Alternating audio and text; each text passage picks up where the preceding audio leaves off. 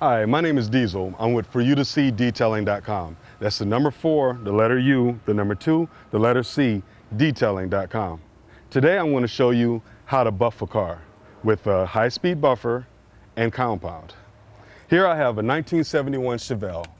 Now, I usually don't recommend buffing in the sun. You're not supposed to buff in the sun, but for the sake of this video, I'm going to do a small portion, then I'll just deal with the repercussions later. First thing I do is I take my compound, and I actually put it directly on the pad. Now, if you're doing the tops of the car, you can lay down what they call a bead.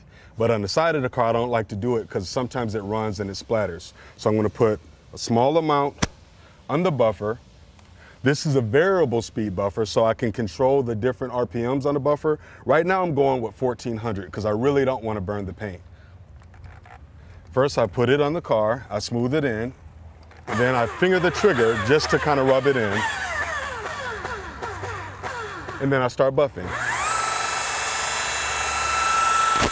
I overlap each time I go over to make sure that I cover the whole area without missing anything. And there you have it.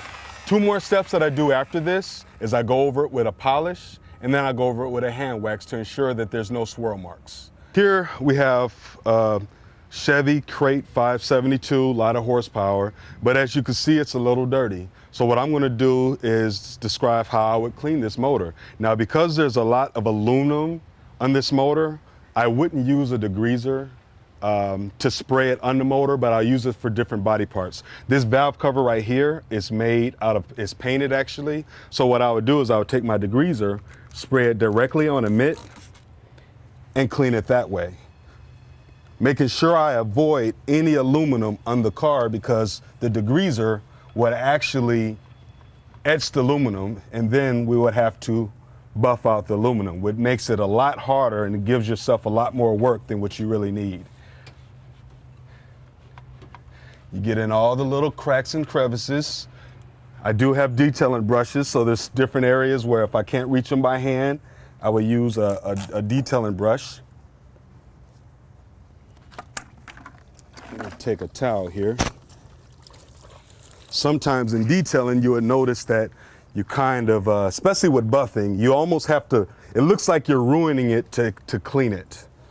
Even when buffing, sometimes you look at the car and it looks hazy after you buff it. Well, because you have other steps you have to do.